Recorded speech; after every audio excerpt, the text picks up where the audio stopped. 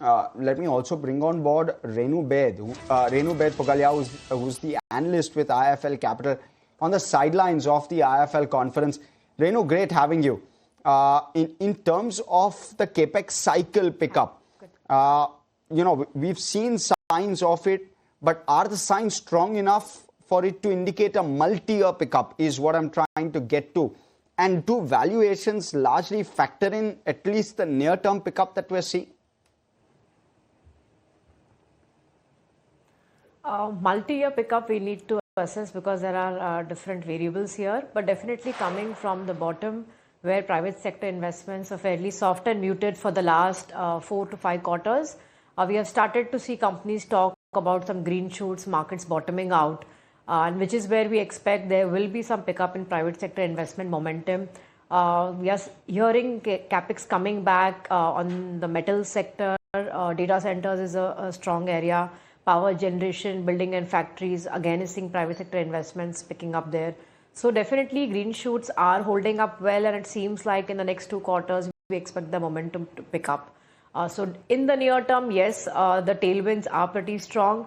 The multi-year cycle will depend on how it is complemented with government reforms, initiatives in power space, and the rest of the environment pans out.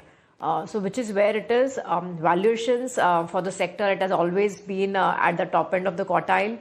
They did correct over the last 9 months, but I would say in the last 3 to 4 weeks around the earnings season when the positive commentary started to kick in, valuations have definitely bounced back again. But at least I would say the stocks look investable now, which looked relatively stretched 18 months earlier. Renu, hi, morning. Sajit here. You have data center investments which has been announced in the US, nearly 600 odd billion in the last quarter. In India AI Summit, we have seen investments of nearly $227 billion. That all will lead to a high demand for chips, especially memory chips which is there. Do you think there is a big constraint coming in for the domestic electronics and EMS players going forward? The global demand for AI products and data centers have stretched the value chain for electronics, and clearly memory chips, DRAM and HDDs have been feeling the heat, not just India, globally. So as a result, we have seen almost 120% increase in the prices over the last 12 months, and supply chains are stretched. So it will put some pressure on the EMS and the electronics value chain. But I would say the diversified EMS companies have their supplies lined up. So to that extent, availability of chips may not be as much of a constraint for them than the price. And more than the EMS space, I would say the consumer electronics OEMs on mobile phones, laptops, especially those operating in the value segment, will struggle to survive the category itself, because there the inflation impact on the final product is almost between 25 to 30%, and the category itself is under threat. So which is where we need to see how that segment of the market survives through this cycle, cyclical, I would say, demand supply gaps. But otherwise, we don't see it as a material concern for the EMS or electronic manufacturers here in India on the EMS segment as value chain perspective. And how do you look at profitability from that point of view? Given that many of them have high expansion plans also in play, some of them have PLIs which are undergoing, and they're looking for a second PLI as well. Do you see the margin getting stretched for many of them in this market, especially the EMS players?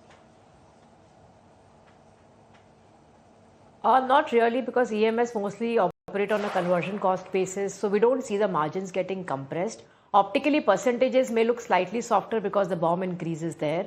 But overall, the way it looks like is on the margin side, relatively less impacted. Even if you say products like cameras, IP cameras, where SoC and memory modules are almost a third of the cost structure. Even in that segment of category, players like Aditya Infotech have been able to take price hike because of the demand supply dynamics and very limited players being there in the market. So even for them, we have not seen margin pressures being as significant or severe as it was anticipated by investors. So I would say the margin pressure around this value chain stretch is sitting with the OEMs or the brands where they are looking at means and ways to cut on the specs, reduce the cost structures, reduce the marketing and O&M spend, and just remain at the base of the market. For EMS companies who are essentially contract manufacturers, there it's more on conversion cost, and we don't see them being negatively impacted on the profitability or margins because of the steep inflationary pressures coming on the memory chip or module prices front.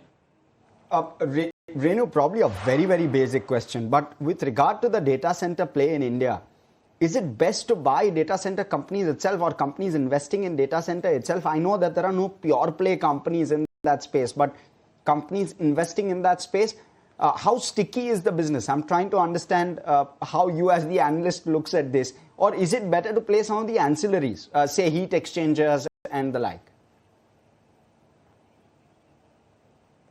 So data center definitely is a very fast growing segment in market, different operators.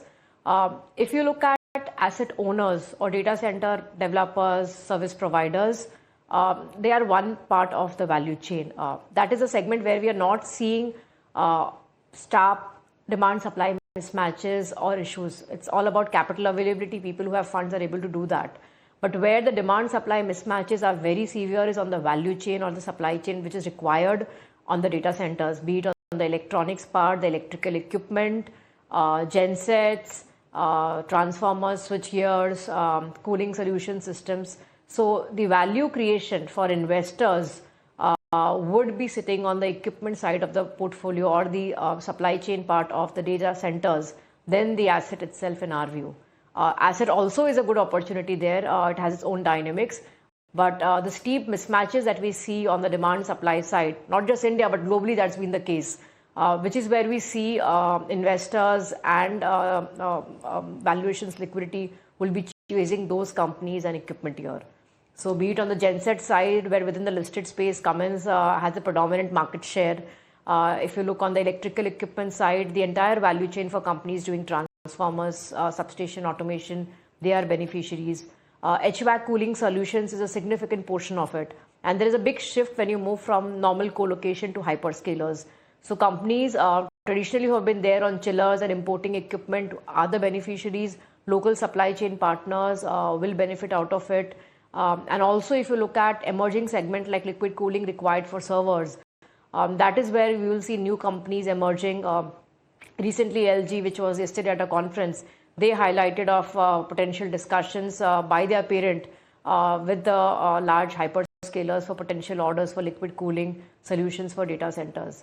So to that extent, I would say the equipment part of the business today is far favorably placed than the asset owner or developer themselves. I'm trying to understand, Renu, how recurring is this? And I'll probably couple a couple of questions together and try and roll it into one. You also cover consumer electricals. Copper prices have been elevated, but we're seeing the likes of a Polycab, a KEI hit 52-week highs. We're also on balance seeing that probably recurring demand for a Polycab KEI may not be existing, especially given data centers is just a one-time setup cost. Am I thinking incorrectly? Is there a different view? How should one look at the benefits which accrue? They'll accrue over maybe the next 5 to 7 years, but where's the next leg of growth likely to come from, in your opinion, for some of these plays? Sure. So I probably don't agree with you. Firstly, if you look at the data center segment itself, the average size of data centers in India, which were getting awarded till now, were typically 20-30 megawatt size. Now the projects which are in RFP stages or which are under discussion for construction are coming anywhere between 80 megawatt to 100 megawatt ticket sizes, which is significantly larger. And if you look at the pipeline of projects, on an installed base of about 1.6 gigawatt of data centers, we have about 300 megawatt which is under construction. But more interestingly, the pipeline of near-term projects on the data center side is close to about 1.5 gigawatt, which will all be getting awarded in the next 2.5 years. So which is where we see it's not just a one-time demand. The segment or the market itself is long drawn in terms of the visibility. It's a matter of time how that volume unfolds in terms of the domestic market with respect to opportunity for companies on the end market perspective. So be it cables and wires companies like KEI, Polycab, or other electrical equipment suppliers, data center is not a one-time opportunity that we are talking about. It's more of a recurring demand, and it is just like any other drivers for industrial capex or investments. It is one of the key drivers, and drivers which will be structurally strong at least for the next decade perspective, if not longer. That's point number one. Point number two, the size of projects are increasing, so definitely the TAM for these companies are higher. And specifically, if you look at cables and wires companies like KEI, Polycab, their demand drivers are not just dependent on data centers. They have been deriving a fair share of the growth from the uptick in the housing infrastructure that we have seen, building and factories infrastructure, general industrial capex. And one of the key demand drivers for them is also power sector reforms. As and when they happen on the distribution segment, we see significant large market getting unlocked for underground cabling requirement, where KEI has been very strong, and Polycab also recently with the JV with Bruck Cables has a factory operational by the end of this year. So they will also be able to participate in this segment. So there are multiple growth drivers which will pan out in the conventional segment, in renewables, in telecom, from the power sector, data centers, industrial segment, which will deliver or drive growth for these companies. So the growth is not just dependent on DCs, it's just that in the backdrop of the recent AI summit, investors and media has been talking loud about DCs and trying to map the opportunities related to this segment of the market. Makes a lot of sense. Thank you so much, Renu, for coming in and speaking with us.